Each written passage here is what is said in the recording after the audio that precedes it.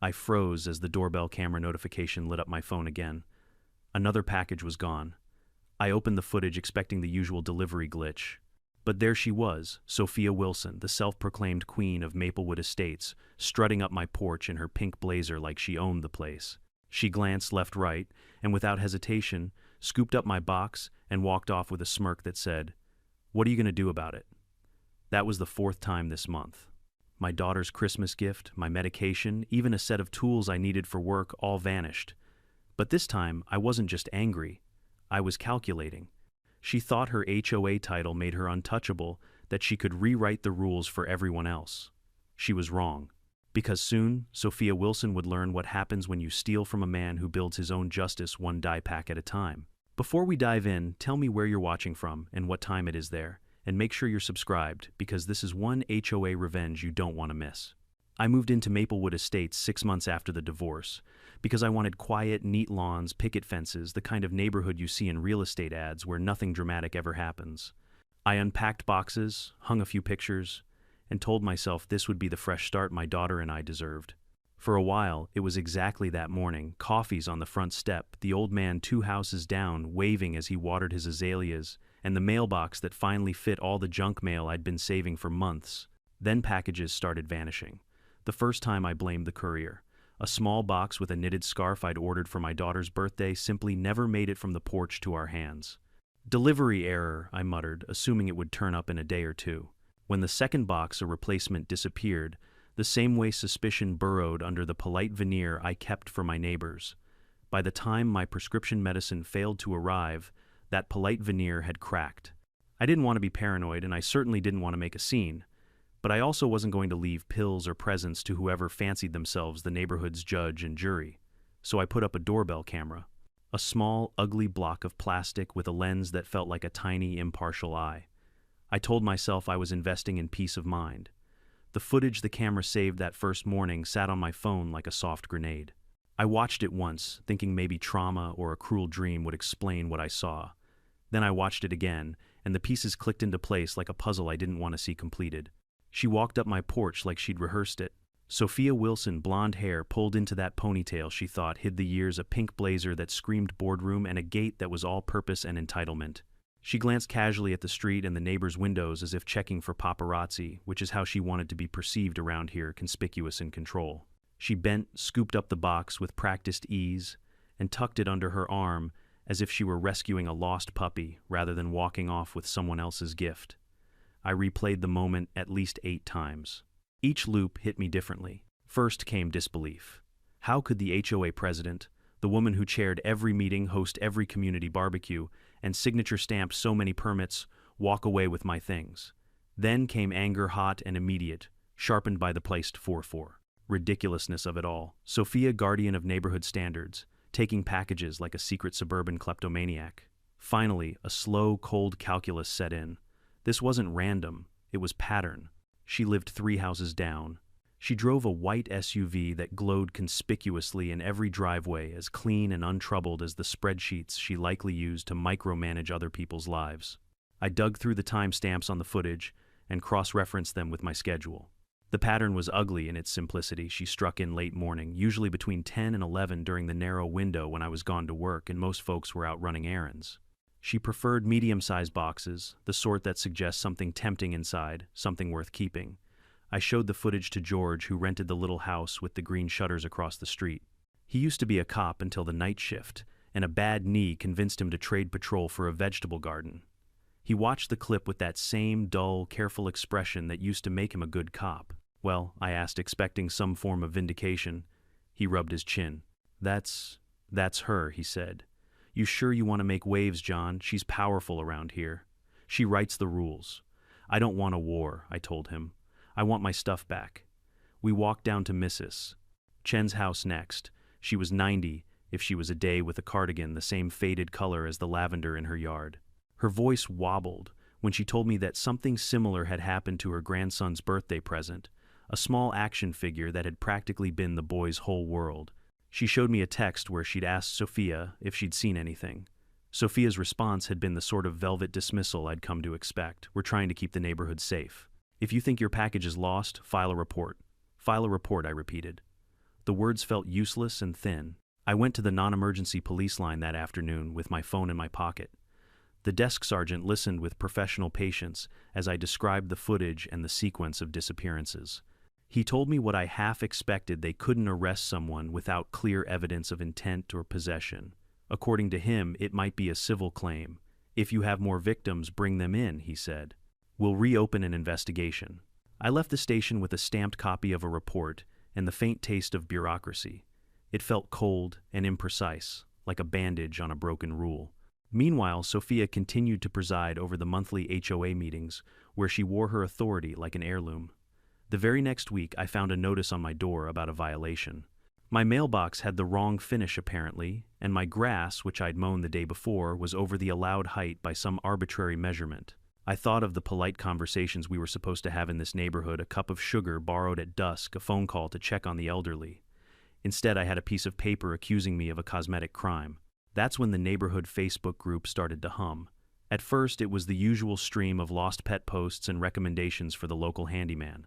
Then someone posted a blurry snapshot of a woman with a pink blazer walking away from a porch. The comments filled up like a warning siren. "That's Sophia," someone wrote. "My packages have gone missing too," another added. But where did those comments go when real people had to step up and say more than an anonymous sad face? They disappeared under 1,000 other morning notices about HOA fees and holiday decorations. People were scared.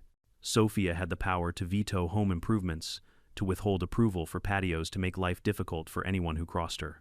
Nobody wanted to be the next target. That's the silent force that protects bullies other people's fear. I started keeping a log. Dates, times, delivery labels. I made a list of the items missing and who else had complained. I started leaving a note on packages delivered to porch only. Property of John Davis. I waited. I watched the camera footage obsessively, more to keep my own pulse steady than for any expectation of theater. On the fourth morning, when the camera pinged again, I barely looked. My hands were steady as I hit play. And there she was, Sophia Wilson, walking away from my porch as if she'd done nothing more than retrieve the morning paper. The footage didn't lie. It was a small rectangle of truth in a world of polished facades. I filed the new clip, made copies, and sent them to the officer at the precinct. I sat on my couch and felt strangely naked and oddly resolved. If the system wouldn't hold her accountable, then the pattern of theft would. And if the pattern revealed a predator, then something had to change. But how do you stop someone who believes the rules apply to everyone else? How do you confront a queen who's convinced her crown is bulletproof? For now, I did the sensible things, mapped her habits, gathered witnesses, and patched the cracks in my own life where things had been taken. The storm, if it was coming, was not yet near. But the first cold gust had hit, and I could see the dark clouds rolling in. The next morning, a patrol car pulled into Sophia's driveway. I stood at my window, coffee in hand, pretending to read the newspaper while every muscle in my body strained to watch. 2 officers stepped out, polite, professional, and rang her bell. Within seconds, the grand doors opened, and there she was, wrapped in a pastel robe, her blonde hair perfectly brushed, wearing that same mask of superiority she wore at every HOA meeting. They spoke for maybe 5 minutes. She gestured dramatically a few times, hand to her chest, voice raised in mock disbelief. One of the officers even laughed, not cruelly, just awkwardly, like someone unsure which way the wind was blowing. Then they nodded, scribbled something on a notepad, and left. That was it. No confiscated packages, no search, no justice. I walked out and caught the officer just as he was getting back into his car. "Well?" I asked. He gave a careful sigh. "She claims she was collecting misdelivered packages to return to the rightful owners. Says she's head of the HOA security committee." I nearly laughed. "That's not true. You saw the footage." He rubbed the back of his neck. "We saw her picking up a package, but intent is hard to prove. It could be misunderstanding." "Misunderstanding." I repeated, my voice tightening. "She's stolen from me 4 times. He looked genuinely sympathetic. "Mr. Davis, I get it. But without recovered property or direct evidence she meant to steal, it's a civil matter. File with small claims if you want to pursue damages. Civil matter." The words echoed like a punchline to a bad joke. As the car pulled away, I looked towards Sophia's house. She stood at her window, phone pressed to her ear, smirking, not the kind of smirk you hide, but one you show off to the world when you know you've won. By the next morning, the retaliation began. When I stepped outside to get the mail there, it was a bright yellow paper pinned to my door, notice of HOA violation. The reason my mailbox was non-compliant with community standards, because apparently the paint finish wasn't approved. 2 days later came another grass height exceeds maximum allowance of 5 inches. Then another trash bin visible past collection hours. It was ridiculous, every notice stamped with Sophia's signature at the bottom in that looping cursive that looked like it was designed to irritate. At first I thought it was just harassment, but it became clear she was sending a message: I run this place. I attended the next HOA meeting, hoping to confront her publicly. The meetings were held in the clubhouse, fake marble floors, fluorescent lights that buzzed like dying bees. Sophia sat at the head of the table, flanked by her board members, people who nodded before she even finished sentences. When I brought up the missing packages, her tone shifted from polite to poisonous. "Mr. Davis," she said, smiling for the room, "if your packages were misplaced, you should speak to your courier. The HOA can't be responsible for private delivery issues." "I have footage," I said, placing my phone on the table. "You were in my driveway. You took them." Her smile didn't waver. I was returning misplaced parcels to the sorting area. As HOA president, I'm authorized to ensure community safety. "Perhaps you misinterpreted what you saw," the others murmured. I saw fear flicker behind some eyes, not for me, but for themselves. They knew better than to cross her. Sophia leaned back, crossed her arms. "If you continue spreading false accusations, Mr. Davis, I'll have to consider this harassment." I looked her dead in the eye. "Go ahead." The next day, another violation notice appeared. This one was for leaving a hose visible in the front yard. I almost laughed. That night, I opened the neighborhood Facebook group. Normally, it was a safe space for small talk garage sales, lost cats, the occasional recipe. But now posts started surfacing: anyone else missing deliveries. My Amazon order disappeared 3rd time this month. I saw someone in a pink jacket near my porch camera yesterday. The comments stacked up: cautious, indirect. No one dared say her name, but everyone knew. Then came a private message from Mrs. Chen, the elderly woman down the street. She wrote, "She took my granddaughter's birthday present. I saw her on the porch. I didn't say anything. I was afraid." I stared at the message for a long time. It wasn't just about my packages anymore. It was about everyone too scared to speak up. That night I scrolled through my camera footage again, replaying each clip. There she was, the same routine, the same fake composure, the same sense of entitlement, and each time I had done nothing but watch. George stopped by the next evening with a 6-pack of beer and a knowing grin. "You look like a man planning something," he said. "I'm a man tired of being polite," I answered. He nodded slowly. "You're up against someone who hides behind power. You'll need proof she can't wash off." The words stuck with me. That weekend I compiled everything: videos, timestamps, delivery receipts, and sent a full file to the police.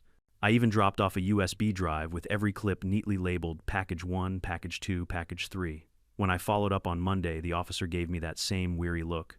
"We appreciate your thoroughness, Mr. Davis," he said, "but again, the footage is circumstantial.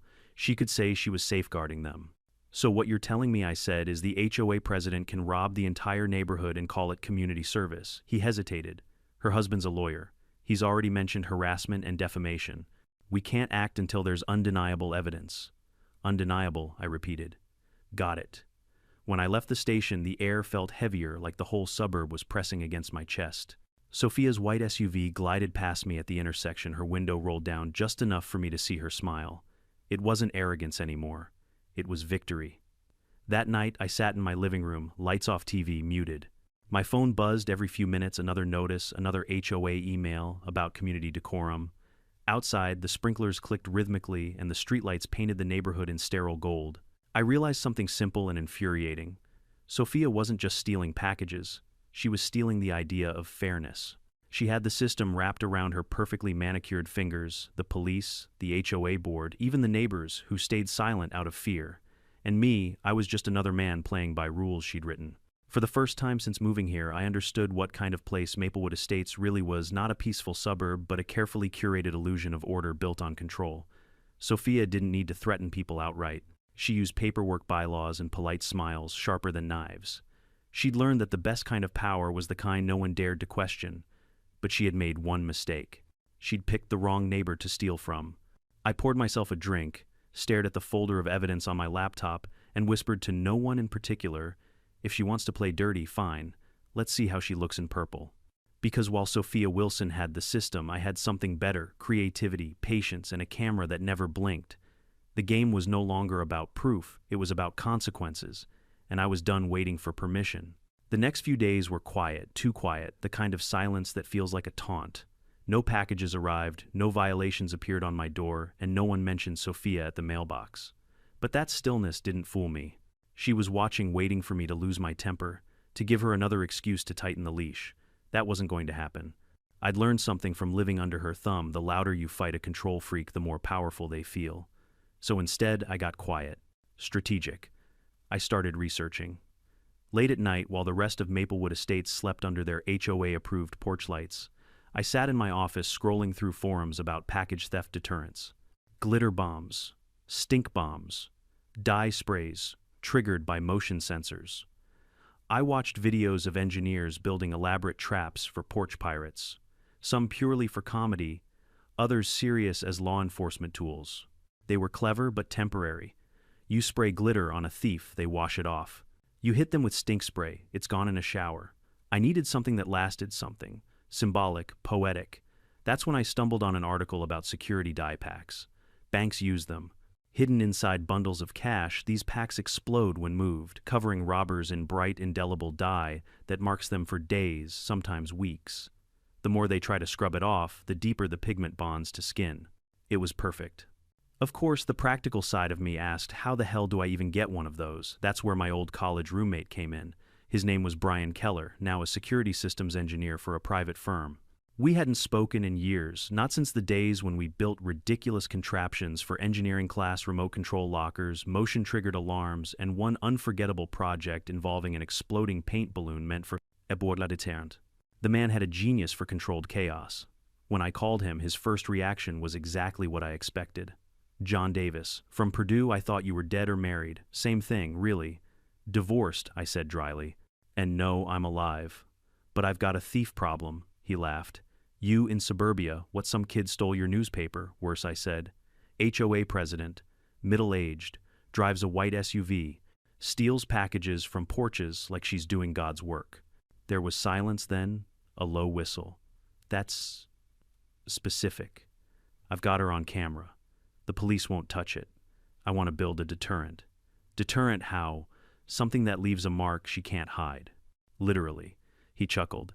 You've always had a flair for drama. You're talking dye packs, right? That's exactly what I'm talking about, he sighed. All right. I can't send you the real bank-grade stuff, it's regulated, but I can tell you how to make a DIY version. You're handy enough. For the next 2 hours, he walked me through the chemistry, the mechanics, the safety precautions. The mixture, a combination of UV-reactive dye and a protein-binding compound that would cling to skin and hair like permanent guilt. He told me what to order: basic lab-grade pigments, glycerin, a stabilizer, and how to rig a spring-loaded trigger system using cheap materials. When we hung up, I had a blueprint. That weekend, I turned my garage into a crime lab. I started with small tests, mixing pigments, experimenting with pressure triggers.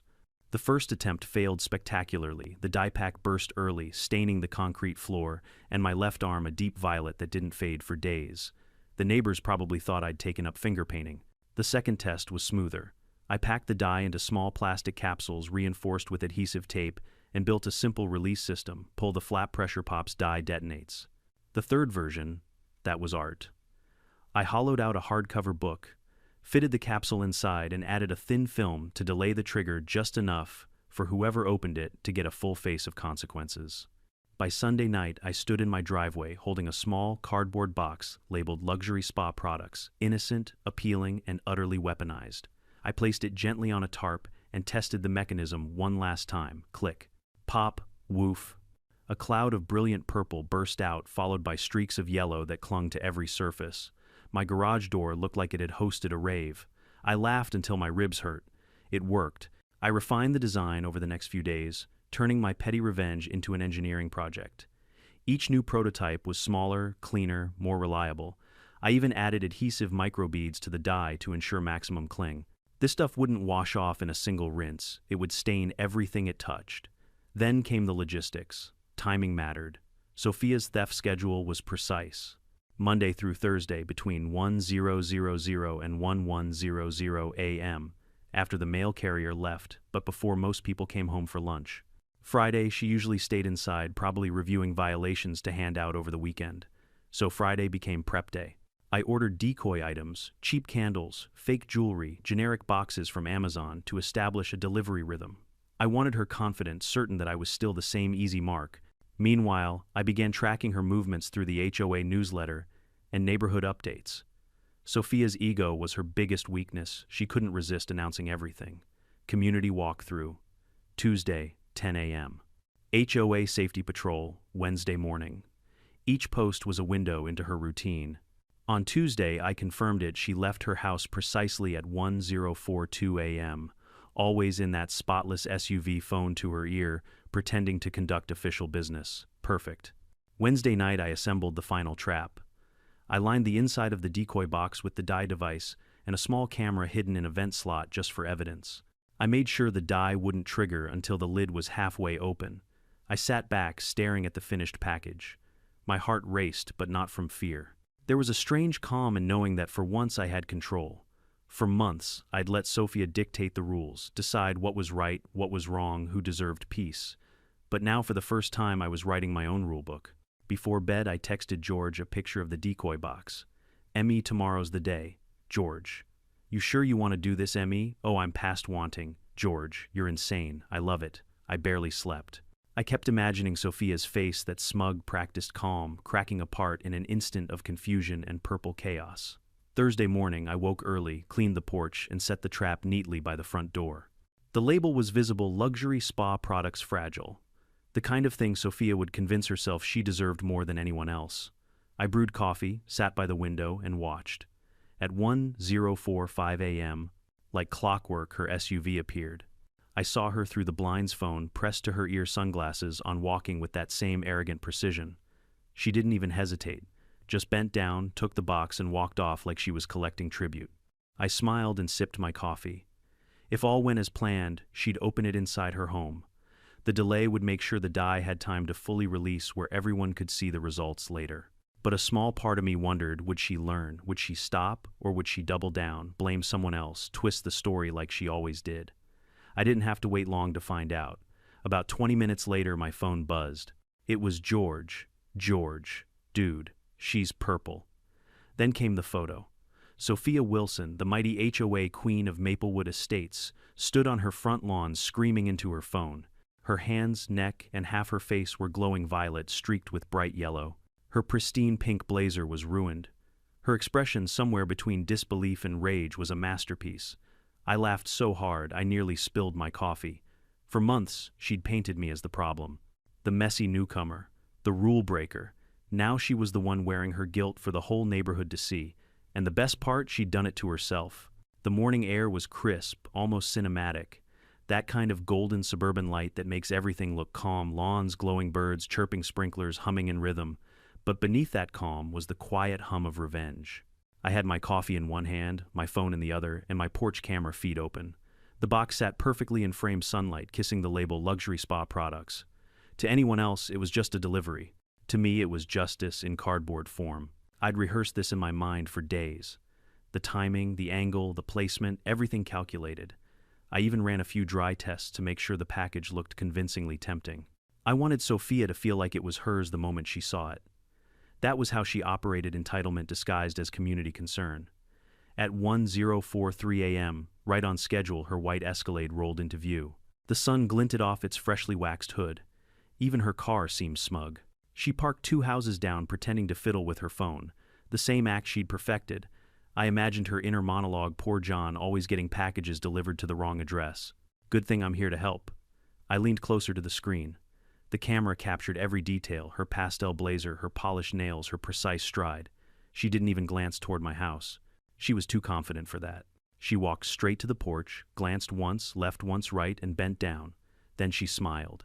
That infuriating, self-satisfied grin, like she was performing for an invisible audience that applauded her every move. She scooped up the package, tucked it under her arm, and walked away. Smooth. Effortless. My heart raced, not from fear, but from anticipation. It was a strange thrill watching the predator fall into a trap she thought she controlled. When she disappeared into her house, I checked the timer. If my calculations were right, the die pack would activate once she lifted the lid completely. A small delay trigger, then a 2-second release. I waited. 5 minutes passed. Nothing. 10. Still quiet. My phone buzzed with an email notification, but I ignored it. All my focus was on the still frame of my porch. I rewound the footage, watched her walk off again slower this time, confidence radiating. Then, around the 20-minute mark, my phone pinged. "George, you'd better check the window." I stepped outside and nearly dropped my coffee. From halfway down the street came shouting, high-pitched, furious, and completely unfiltered. And there she was. Sophia Wilson, the queen of Maplewood Estates, standing in her driveway, drenched from head to toe in streaks of electric purple and bright yellow. Her blazer looked like it had been dunked in tie-dye, her hair plastered to her head, her face a chaotic mix of violet and panic. She was waving her arms, shouting something about chemical assault and lawsuits, while neighbors peeked through curtains and fences. I bit my lips so hard, trying not to laugh, that I tasted blood. George stepped out from his porch across the street, phone in hand, already recording. "You wanted undeniable proof," he called out. "Guess you got it." Sophia turned toward him, face twisted with rage. "Stop recording, George, this is private property," he laughed. "You're standing in your driveway, lady." She tried to wipe the dye off with tissues, but it only spread bright, sticky, and merciless. Every move she made seemed to amplify the disaster. Her hands were now purple up to the wrists, her neck stained yellow, and the more she rubbed, the worse it got. She bolted to her SUV, leaving smeared handprints on the door handle, and slammed the door shut. The engine roared to life tires screeching as she sped off down the road, probably to the nearest urgent care or pharmacy. I leaned against the doorframe, laughing quietly to myself. For the first time in months, I didn't feel powerless. I felt free. A few minutes later, George crossed the street, still grinning. "I told you poetic justice would look good on her." "Think she'll call the cops?" I asked. "Oh, absolutely," he said.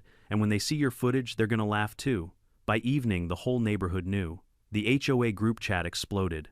At first it was whispers, someone claiming they saw Sophia attacked with a chemical substance, others asking if anyone had security footage. Then photos started circulating, a screenshot from George's video, showing her running toward her SUV, hands, bright purple hair dripping yellow. The captions were brutal. "Maplewood's new fashion trend, HOA helping ourselves always. Queen Sophia goes punk." I didn't post anything. I didn't need to. The truth was loud enough without my voice. The next morning I walked outside to grab the paper. For once it was actually there. Across the street, George waved at me with his mug. "You see Facebook yet?" he shouted. I hadn't. Back inside, I opened my laptop and scrolled through the Maplewood community page. Sophia's post was pinned to the top.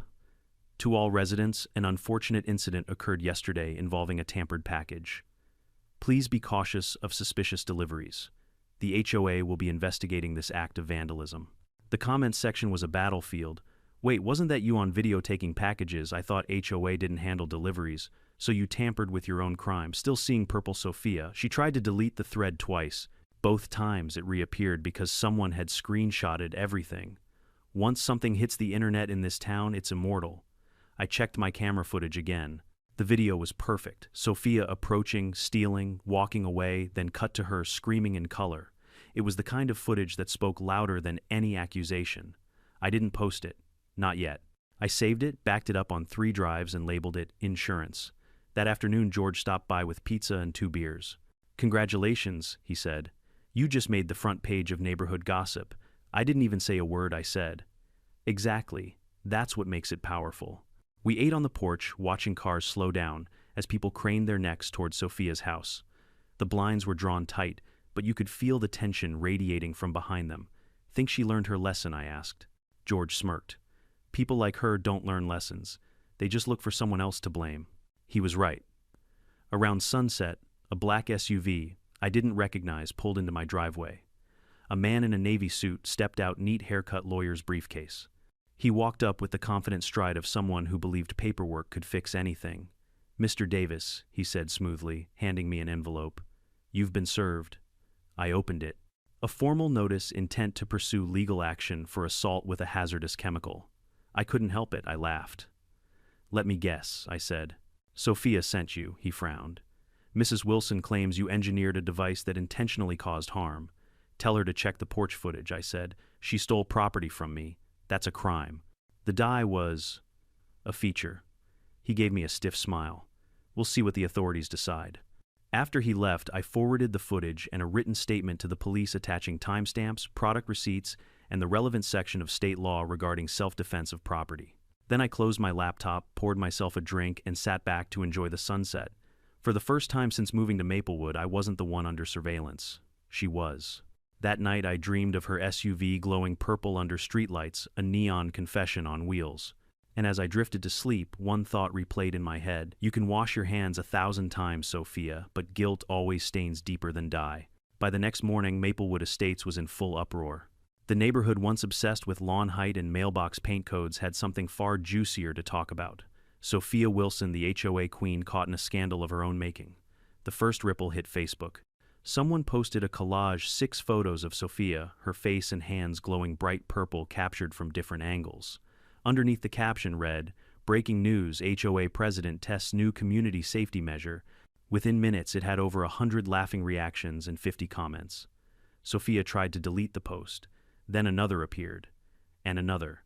Screenshots, memes, short clips from doorbell cameras, showing her storming out of her house that day. The entire block seemed to have been watching. I woke up to 15 notifications, 3 missed calls from George, and a text from an unknown number that simply said, "Was it you?" I didn't respond. I stepped outside into the kind of morning that would have once felt peaceful, but now it buzzed with curiosity. Neighbors stood in small groups at the end of driveways, whispering behind coffee cups. Every so often, one of them glanced toward Sophia's mansion at the end of the cul-de-sac, its windows shuttered, tight blinds drawn like it was under siege. George crossed the street holding 2 mugs of coffee. "You've officially broken the HOA internet," he said, handing me one. "Don't look at me," I said, pretending to be innocent. "I just ordered a package." He smirked. "You're a legend, man. Half the neighborhood thinks you're Batman, the other half thinks you're crazy. Maybe I'm both." He laughed, but his eyes drifted toward Sophia's house.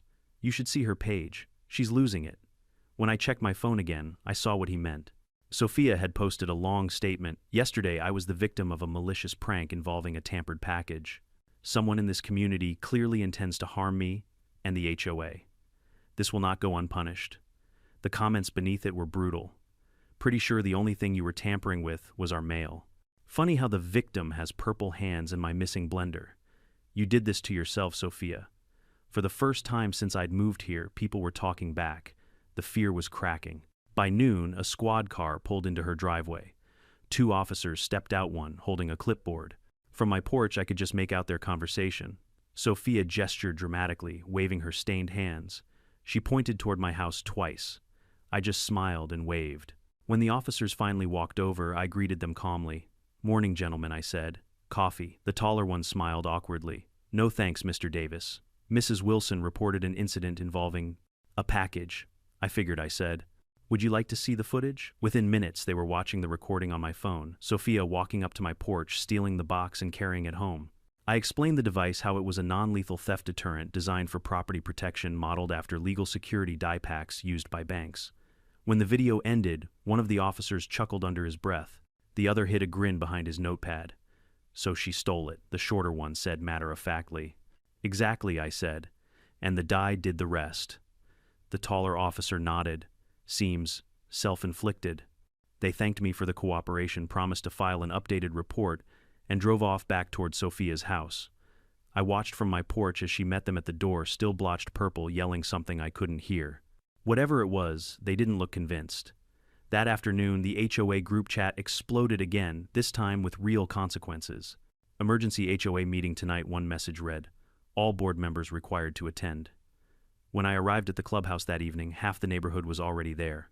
People packed the room, whispering, phones out, recording every second. Sophia sat at the head of the table, wrapped in a scarf and oversized sunglasses like a celebrity caught in scandal. But the purple tint still bled through her skin. "Let's call this meeting to order," she said, her voice shaking but defiant. Someone from the back shouted, "You gonna steal our packages first or after?" Laughter erupted. Her jaw tightened. "I have been unjustly humiliated by a resident who used a dangerous chemical trap." "It was your theft that triggered it," George interrupted from the crowd. "That's not assault, Sophia. That's karma." The room broke into murmurs. Another neighbor stood up, Mrs. Chen, clutching a worn folder. "You took from me too," she said in her quavering voice. "My granddaughter's birthday gift. You said you'd return it, but it never came back." Sophia froze. "That's not true." Mrs. Chen opened the folder, revealing receipts, emails, and screenshots. "It is, and I wasn't the only one." Then came others, parents, retirees, young couples, each stepping forward with their own stories, their own missing deliveries. Sophia's face drained of color well beneath the purple anyway. I just sat back and watched the empire crumble. Her husband, a lawyer with perfect posture and zero charisma, tried to interject. "This is defamation. None of this is admissible," but the crowd drowned him out. "Then sue us all," someone shouted. "Let's see what color you turn." It was chaos, glorious poetic chaos. Years of fear and fake smiles breaking apart in one evening. Finally, one of the board members stood up, trembling slightly.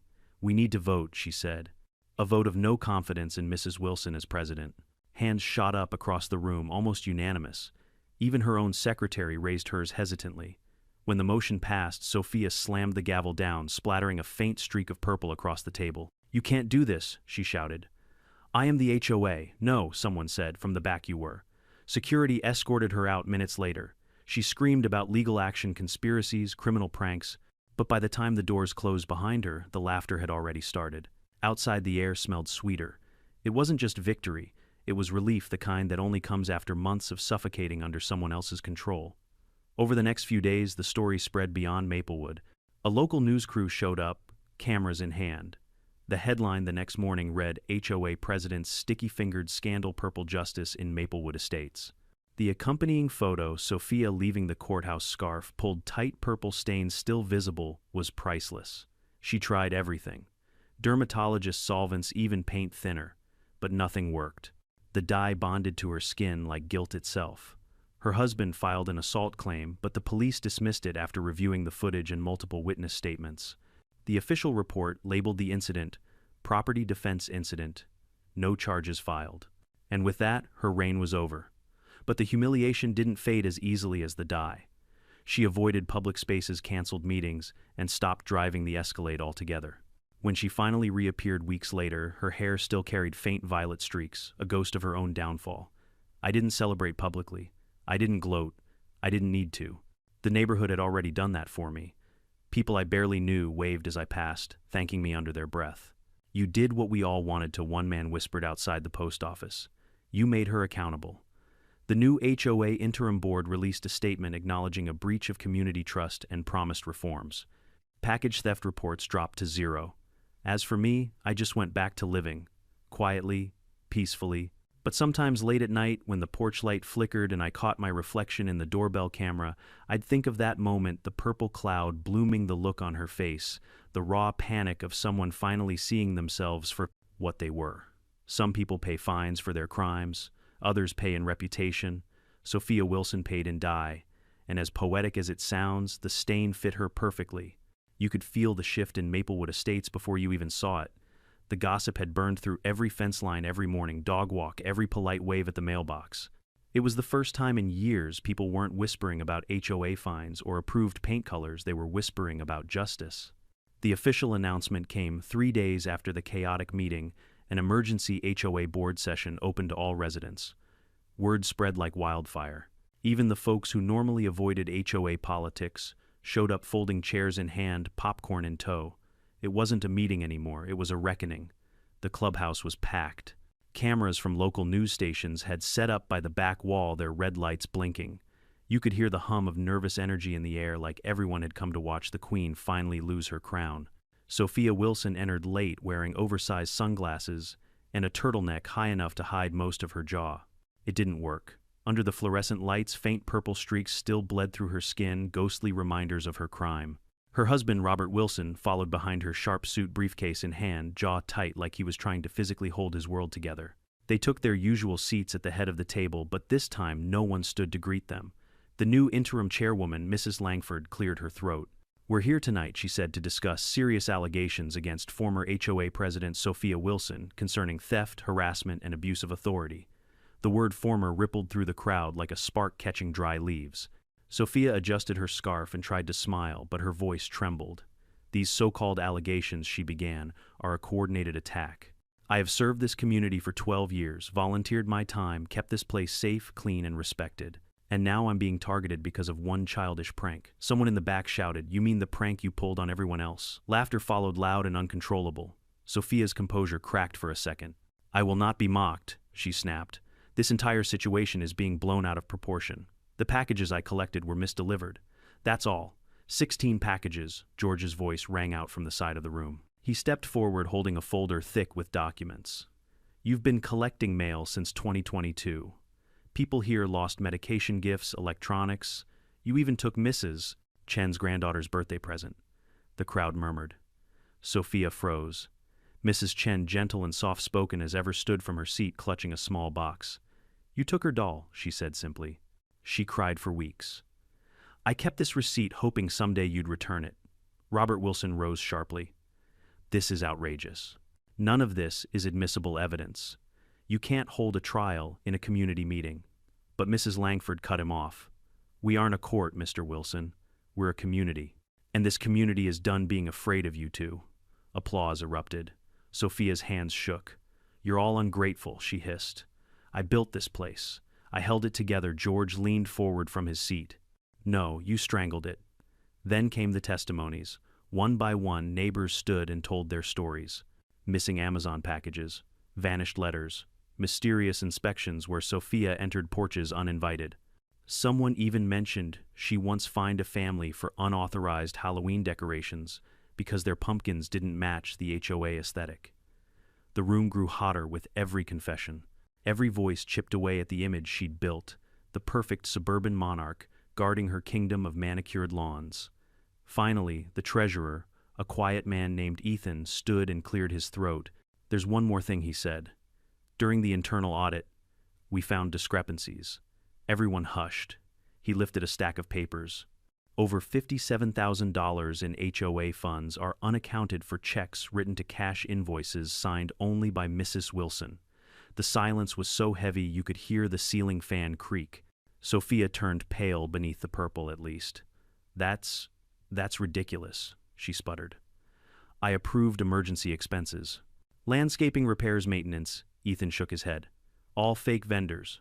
One of them listed your home address as the payment destination. Robert stepped in front of her, voice trembling now.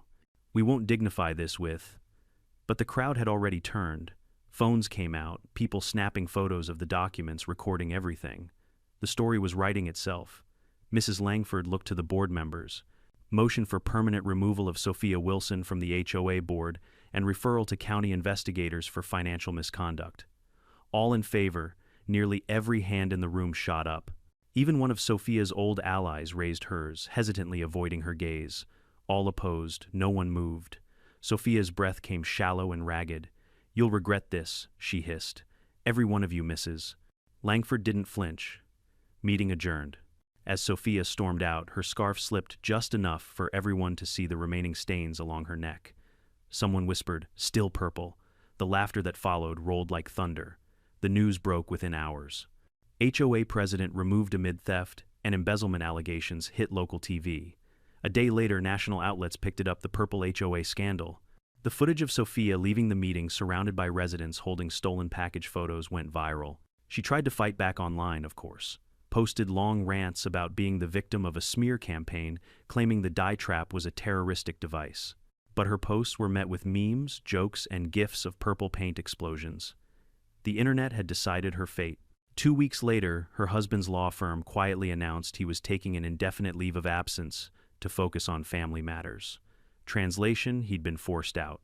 Soon after, criminal charges followed: mail theft, HOA fund embezzlement, and obstruction. She turned herself in wearing gloves and makeup caked thick enough to look like plaster. It didn't help. The cameras caught everything. The headline that night was almost too perfect. Purple-handed HOA president faces federal mail theft charges. When they showed her mugshot, even the anchor struggled not to laugh. The faint violet tint on her cheekbones made her look like a human bruise. I watched it all from my living room, the same spot where I'd once sat watching her steal from me. My porch light flickered softly outside, casting a calm glow. George texted me during the broadcast. George, you see this, you did it. Emmy, no, she did it to herself. A week later, a moving truck appeared in front of her house. I watched from my window as movers carried out furniture boxes, expensive art, the trappings of a perfect life reduced to clutter on a curb. Sophia herself stood on the porch, sunglasses, hiding her eyes, hair tied in a bun sleeves long enough to cover what color remained. As they loaded the last box, she turned toward my house. For a moment, our eyes met through the distance. I didn't see rage this time. I saw exhaustion, embarrassment, maybe even regret. But it was too late for all of that. She got in her car and drove off her once white SUV, still faintly stained around the door handle, a violet scar on a reputation that would never heal. Maplewood Estates breathed again. The HOA elected a new board within a week. Mrs. Chen became president, George took over as community safety coordinator, and for the first time people actually smiled at meetings. They even introduced a new policy: shared package lockers for residents, no more porch thefts, no more paranoia. When Mrs. Chen thanked me during the first public meeting, I shook my head. "Don't thank me," I said. "Thank gravity. Everything that goes up must come down." The crowd laughed. Still, as satisfying as it all was, I couldn't shake one truth. The system hadn't fixed anything. It hadn't protected anyone. People had just been too scared to speak. The only thing that had changed was one person refusing to stay quiet and a little creative engineering. That night I sat on my porch with George, watching the sunset over freshly mowed lawns. He raised his beer. "To poetic justice," he said. I clinked bottles with him, and to purple dye, the great equalizer. He laughed. "Think she'll ever move back?" I smirked. "Not unless she wants to repaint the whole town." The wind rustled through the trees, soft and easy. For the first time since moving to Maplewood, I didn't feel like I was living under someone's thumb. The HOA no longer felt like a weapon, just a group of neighbors trying to keep lawns neat and lives peaceful. And as the sun dipped below the horizon, I realized something simple and strange: revenge hadn't just freed me. It had freed everyone. 6 weeks later, Maplewood Estates felt almost unrecognizable. The tension that once clung to every cul-de-sac like fog had lifted. The lawns looked greener, the smiles wider, and the constant fear of HOA retaliation had vanished with Sophia's SUV. You could finally walk your dog without wondering if your leash length violated some subsection of Community Code 4B. For the first time in years, people were living, not performing. I'd wake up early, step onto the porch with my coffee, and watch the delivery truck roll through the neighborhood. Packages now stayed where they belonged. No mysterious disappearances, no nervous glances over shoulders, just ordinary life, the kind we all thought we were buying when we moved here. Sophia, on the other hand, had become the town's cautionary tale. The story had spread far beyond Maplewood. You couldn't scroll through social media without stumbling upon a meme of her purple-stained face or a clip from the HOA meeting. Someone even made a t-shirt that said, "Keep your hands off my packages. Number Purple Justice." It was petty. It was perfect. Her trial came fast. Local authorities wanted to make an example of her. She pled guilty to multiple counts of mail theft, misdemeanor fraud, and embezzlement of HOA funds. Her lawyer husband negotiated a plea deal: 12 months of probation, restitution to all victims, and 100 hours of community service. When the sentencing hearing arrived, I showed up mostly out of curiosity. The courtroom was smaller than I expected. Plain beige walls, humming fluorescent lights, and a faint smell of old paper. Sophia sat at the defendant's table, hair darker now, maybe dyed to hide what traces of purple still lingered along her temples. She looked smaller, deflated, like a balloon that had finally surrendered its air. The judge, a gray-haired man with half-moon glasses, read through the charges with a kind of bored gravity. Then he looked directly at her. "Mrs. Wilson, you held a position of trust," he said, "and you abused that trust repeatedly. This isn't about a prank gone wrong or petty neighborhood drama. This is about integrity. You made your neighbors fear the very system meant to protect them." Sophia's voice was almost a whisper. "I only wanted order," she said. He sighed. "Order without fairness is tyranny." When the verdict was read, there was no gasp, no applause. Just a quiet exhale from the community that had gathered in the back row, people she had once fined, bullied, and humiliated. Justice in that small courtroom didn't roar. It whispered. Afterward, as everyone filed out, she approached me. "I hadn't expected that. John," she said, her voice shaking slightly. "I wanted to say, I'm sorry." I studied her face. The apology didn't come easy. Pride still lingered behind her eyes, but for once there was no manipulation, no spin, just exhaustion. "I believe you," I said. "But sorry doesn't unsteal what's gone." She nodded, lips pressed tight, and walked away. It was the last time I ever saw her in person. Within a week, a for sale sign went up on her lawn. A month later, a young family moved in, couple in their 30s, 2 little kids, a golden retriever that barked every time the mail truck came by. Their laughter spilled into the street in a way I hadn't heard in years. Mrs. Chen, now officially the new HOA president, was everything. Sophia wasn't calm, fair, and quietly fierce. Her first act was to abolish the aesthetic fine system and install secure package lockers for every block. "No more stolen deliveries," she said with a wink during her first meeting. No more purple presidents either. The crowd roared with laughter. George became head of the neighborhood watch, though watch now mostly meant barbecues and poker nights. Every few weeks, we'd sit on my porch with beers watching the sunset stretch across the street. Sophia used to patrol like a dictator. You realize he said once you didn't just get revenge, you rewrote the whole damn rule book. I laughed. I didn't do anything. I just got tired of losing. He grinned. That's how revolutions start. Life settled into something beautifully boring. I'd go to work, come home, check the mail, and find everything exactly where it should be. Sometimes my daughter would visit for the weekend and we'd walk down to the lake skipping stones laughing about her dad's infamous purple paint story. She'd tell me, "You're trending on TikTok, you know." I pretended not to care, but truthfully I did.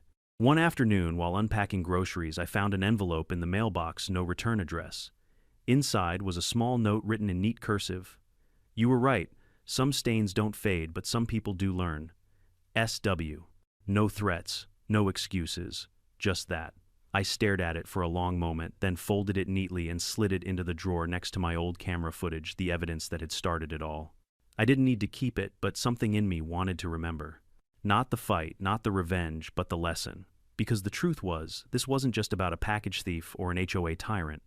It was about what happens when people let fear disguise itself as order, when silence becomes the weapon that lets bullies thrive.